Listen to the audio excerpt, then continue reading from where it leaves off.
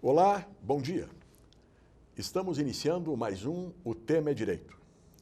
Hoje nós vamos conversar com o professor Cláudio Malgarim, que é o fundador do curso de Direito aqui da Unifra, leciona processo do trabalho e acumula ainda a função de procurador-geral da Unifra. Professor Malgarim, é um prazer recebê-lo aqui neste programa, que é um programa voltado para os alunos do curso de Direito, mas também com inserção em toda a comunidade de Santa Maria, porque é veiculado pela TV Unifra. Tá bom. Gladys, prazer é meu. Bom dia aos telespectadores. É uma satisfação participar desse programa e trazer alguma coisa da experiência vivenciada junto à Unifra, no curso de Direito e em outras atribuições.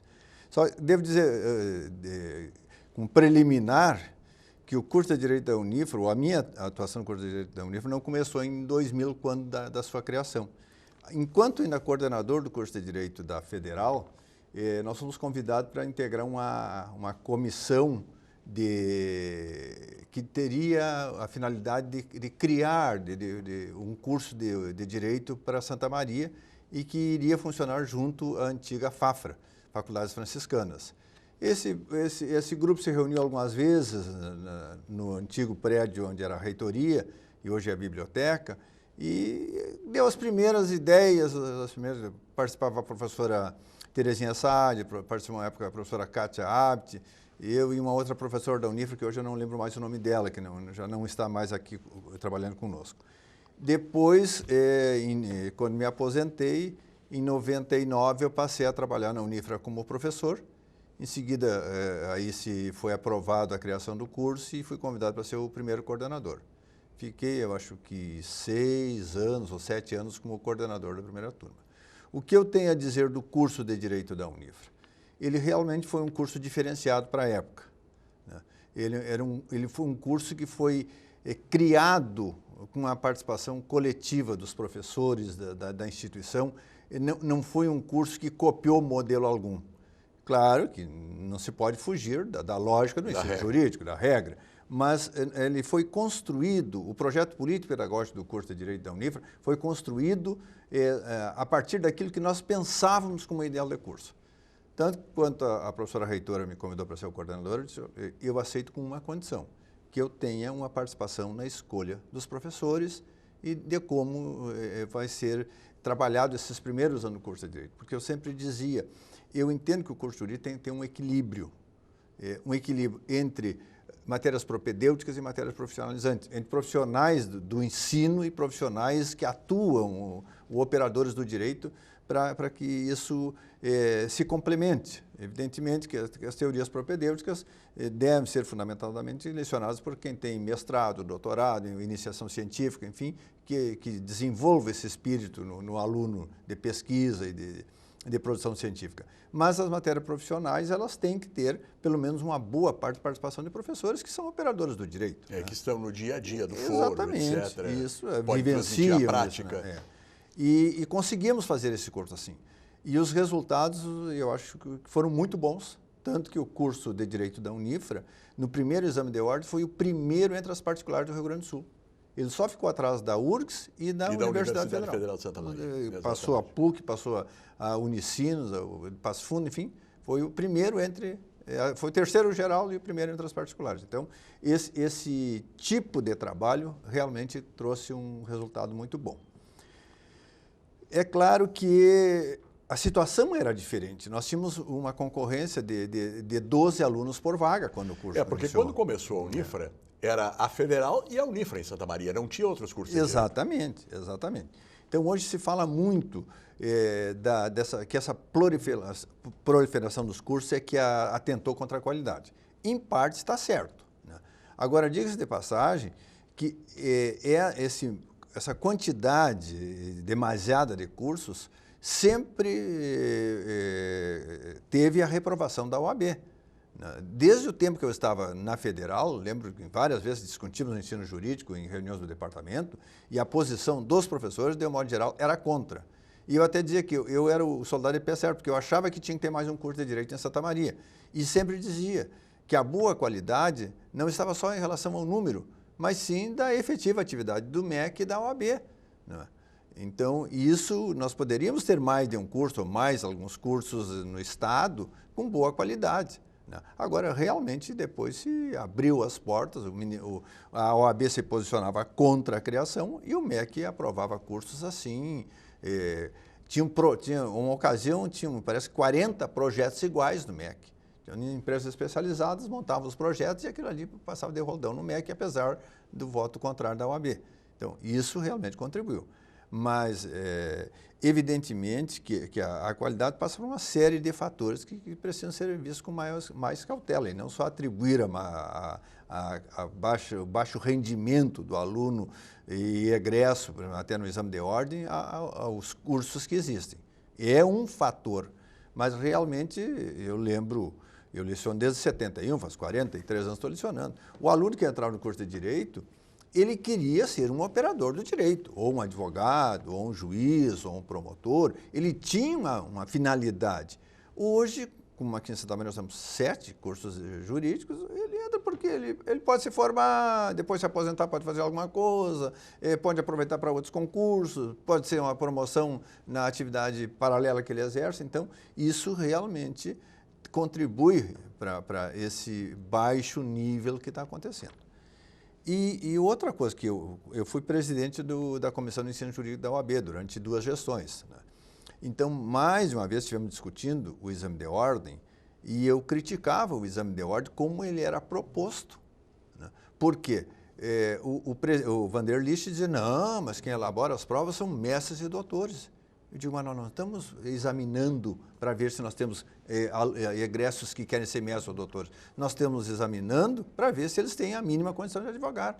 Então, as provas também não eram elaboradas com a finalidade que, no meu ponto de vista, deveria ter. E eu acho que hoje mesmo não são. Hoje continua assim, exatamente. Você vê provas, então vê provas com detalhes, com minúcias, que nem, por vezes até um advogado já com bastante experiência tem alguma dificuldade, porque são casos raros que não acontecem no dia a dia.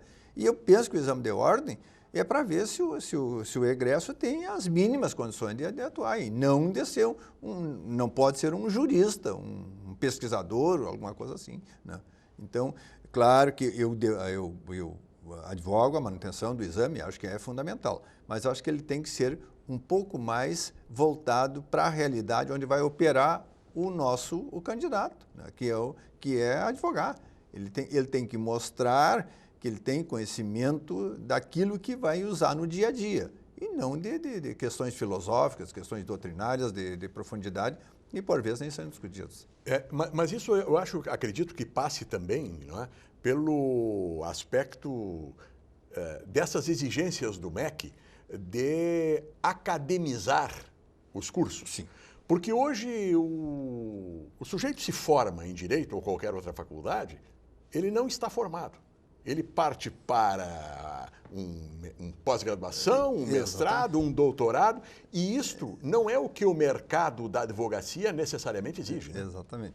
Nós tivemos uma reunião em Brasília da Comissão Nacional do Ensino Jurídico, e o representante de São Paulo, na época, ele dizia, hoje, pela filosofia do MEC, se aprende tudo numa faculdade de Direito, menos Direito. Não, claro que não é esse exagero todo, né? Mas realmente o viés que o MEC quer e o MEC em si é incoerente, porque ele prega um ensino crítico e reflexivo e nas suas avaliações não é crítica e reflexiva. São questões objetivas, são questões que precisam de ter mais memorização do que raciocínio. É muito mais técnica de participar de concurso do que praticamente de conhecimento. Exatamente. E isso está nos levando a casos em que determinados concursos são aprovados candidatos que são bons concurseiros. Exatamente. Mas não são necessariamente bons profissionais. Mas depois. Hoje, exatamente, é uma indústria de preparação para concursos, né? E só passa quem realmente fizer essa preparação. Não é? Eu lembro que, na época da Federal, nós tínhamos o maior índice de aprovação nos concursos para o Ministério Público e Juiz aqui em Santa Maria. Era maior que a URGS de Porto Alegre. Mas o aluno estudava para aprender e não para o concurso. Hoje não. Hoje aquele aluno que pode ter feito uma boa faculdade, mas se ele não aprende as dicas e não tem um treinamento para concurso, ele não vai ter um bom resultado. Está encerrando o nosso primeiro bloco. Nós voltamos em seguida, no segundo bloco, avisando ao nosso telespectador que esse programa, que está indo ao ar agora, vai ser reprisado logo mais à noite, às 0h30. E ele poderá também ser visto, porque está disponível, no canal Unifra Online, no canal Unifra Online do YouTube. Nós estamos conversando com o professor Cláudio Alves Malgarim, que é professor de Direito Processual do Trabalho aqui na Unifra, é procurador-geral também da Unifra e foi o primeiro coordenador do curso e o fundador do curso de Direito. Fique conosco, voltamos em seguida.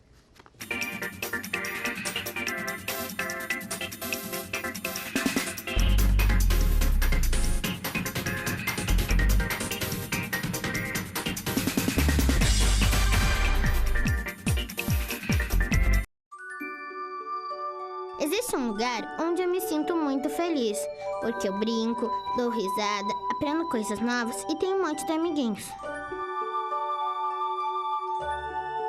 Alguns contos de fadas são reais e precisam de você para traçar um final feliz. Entre em contato conosco e saiba como ajudar.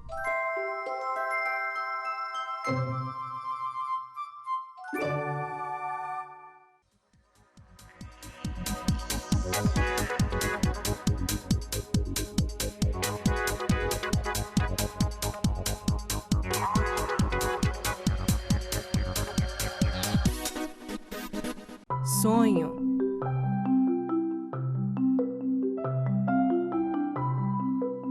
Esperança. Realização.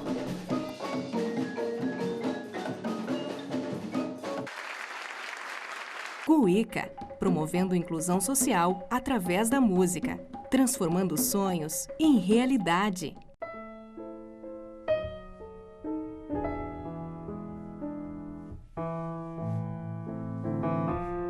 A ONG Royale está mudando a vida de muitas meninas carentes através do balé. Conheça esse projeto.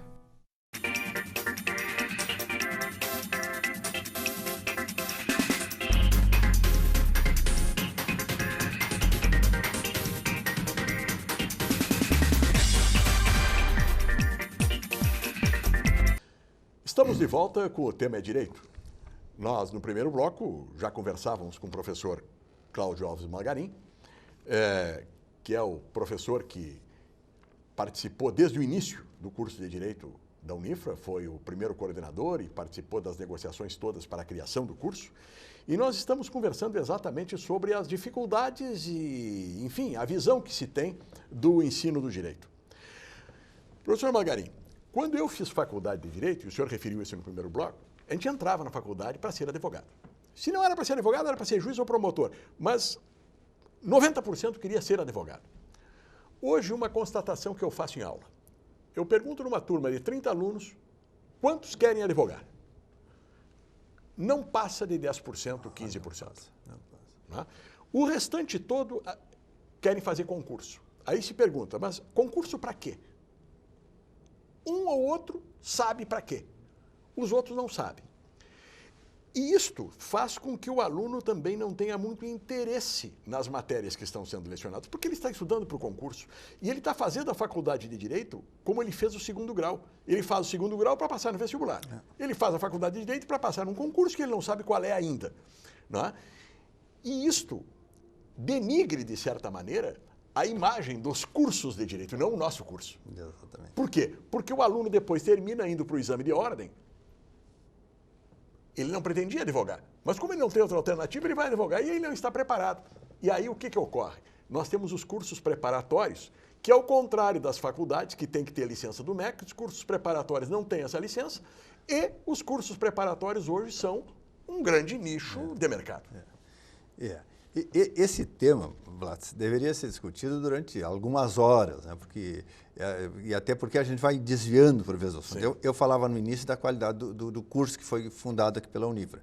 E realmente, além dessa construção do curso, que foi um trabalho do grupo todo, e ele foi evoluindo, a própria biblioteca, nós recebemos N propostas de 2.000 livros, 5.000 livros, de um caminhão de livros, preço. Não, nós fomos comprando aqueles livros novos à medida da necessidade para termos uma biblioteca de alta qualidade.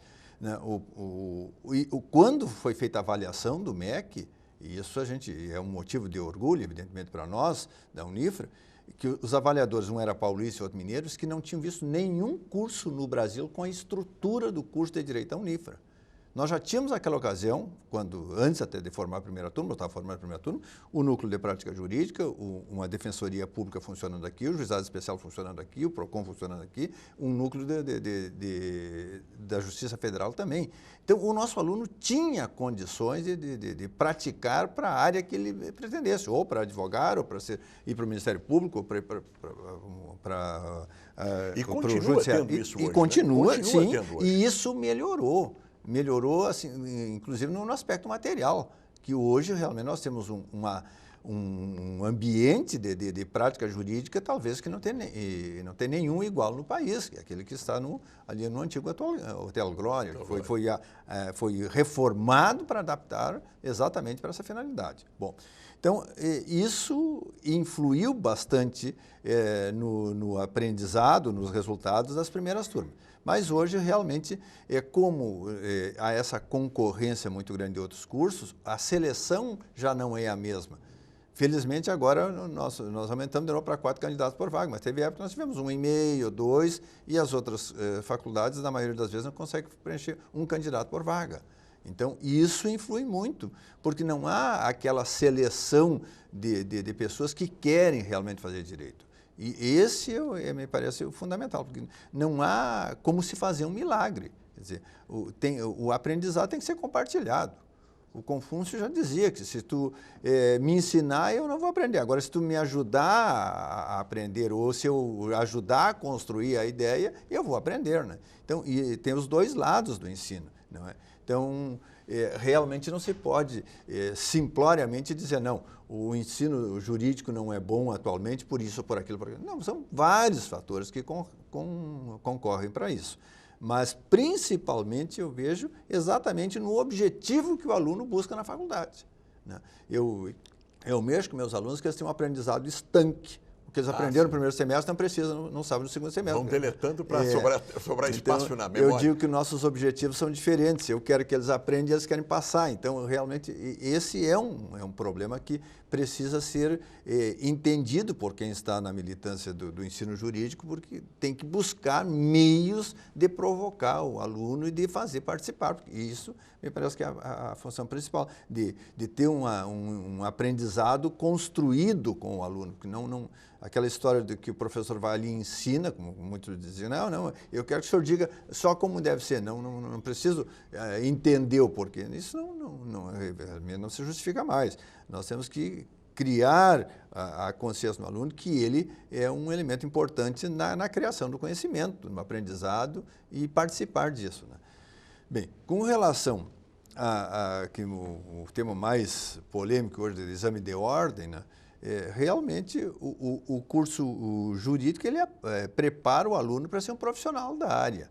Nem sempre esse aluno que foi bem preparado para isso, ele está bem preparado para o exame de ordem, que é um exame totalmente aleatório, né?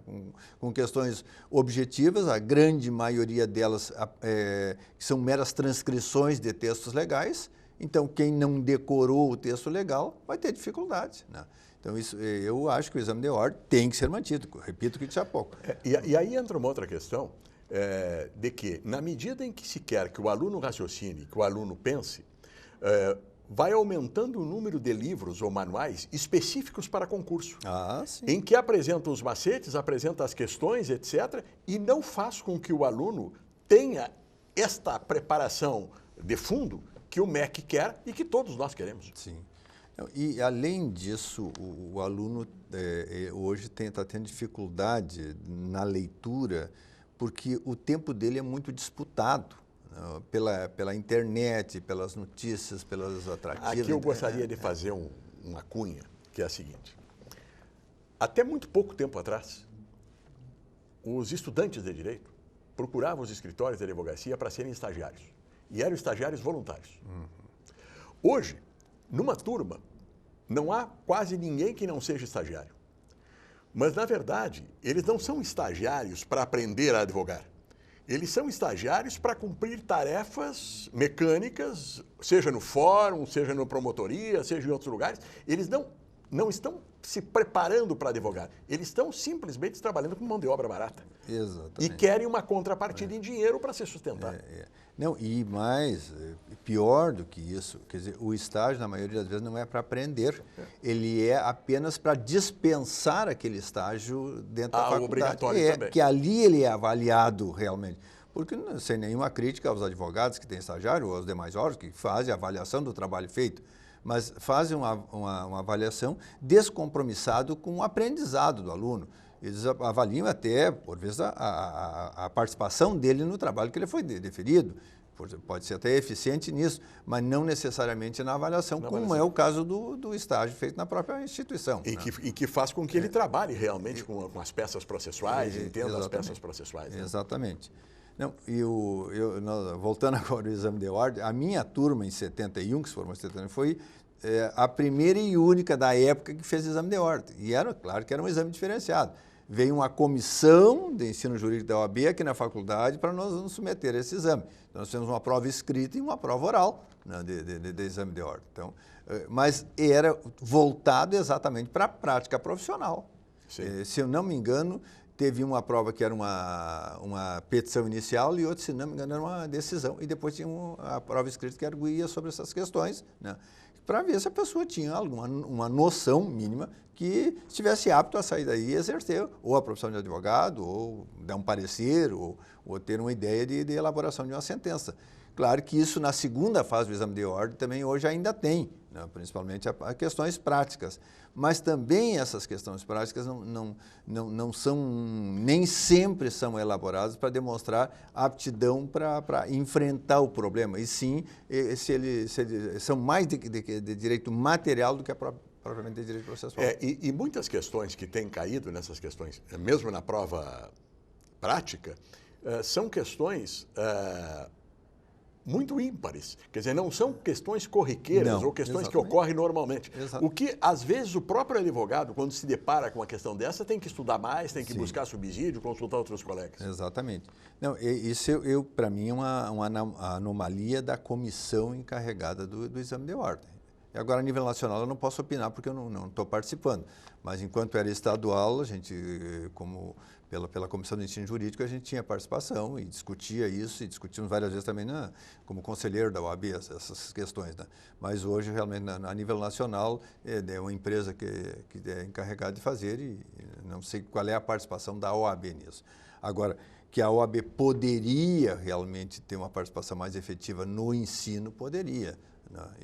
Como que ela poderia ter isso? Bom, pela OAB, quando houve um bom período que não se fez exame de ordem, porque nós tínhamos um estágio de prática profissional. É o meu caso, exatamente. Eu me formei depois tinha um estágio. A OAB participou alguma vez da tua prática de estágio? Não. Teve algum? Não. Pois é. Mas pelas normativas, a OAB tinha que ter um representante permanente fiscalizando aquilo que estava sendo feito. Como hoje a OAB também não tem nada. Nos núcleos de prática jurídica não tem ninguém. Nada, não há. É muito fácil dizer, o ensino está ruim. Mas e quem tem que fiscalizar precisa estar presente também. Porque a ideia da fiscalização, ela pressupõe a efetiva fiscalização, a presença. Porque simplesmente ter a responsabilidade e não exercê-la, exatamente, não nos leva a lugar nenhum. Não leva a lugar nenhum. É claro, eu repito isso, que o interesse mudou muito. Realmente, nos anos 60, 70, a pessoa queria ser um jurista. Hoje ele quer ter uma formação superior, que por vezes ele até, aquilo que dissesse, quem é que vai advogar, quem vai fazer concurso, ninguém nem sabe o que vai fazer, mas tem facilidade, né? E tem em São Paulo, no Rio, tem faculdade que tu passa na frente, tu é matriculada, porque em seguida nós estamos em notícias, tem pessoas que ligaram para a faculdade para tirar uma informação, quando viram receberam o diploma. Não o diploma, receberam o canhoto para pagar a mensalidade da faculdade, né? Então essas coisas ocorrem. Né? Bom, professor, o nosso tempo é sempre curto, Sim. né? Mas eu acho que nós conseguimos aqui transmitir para o nosso corpo de alunos e para a comunidade de Santa Maria uma ideia geral dos objetivos do curso da Unifra, né? De como funciona o curso de Direito da Unifra e qual é o pensamento que um professor que tem, quantos anos de magistério? 43. 43 anos de magistério, quer dizer, não é alguém que está expondo uma opinião simplesmente porque está pensando assim. É alguém que vem construindo isso ao longo do tempo e vivendo todas as décadas. Não. Eu agradeço muito a oportunidade e só lamento exatamente pela essa exiguidade de tempo, porque no fim são tantos os temas entrelaçados que a gente não consegue nem sequer desenvolver uma linha de raciocínio para chegar a uma conclusão mais objetiva. Talvez por isso eu até peço escusa aos nossos telespectadores se alguma ideia não ficou completa, mas é muita coisa envolvendo isso. Mas no correr do ano nós vamos fazer um debate mais... voltaremos. Tá certo. Obrigado. Agradecemos a sua companhia e se você pegou o programa pelo meio, logo mais à noite, às 0h30, tem reprise. Ou então entre no canal Unifra online do YouTube e veja lá o nosso programa na tranquilidade e no horário que você quiser, no seu próprio computador. Muito obrigado e até a próxima segunda, às 11h25.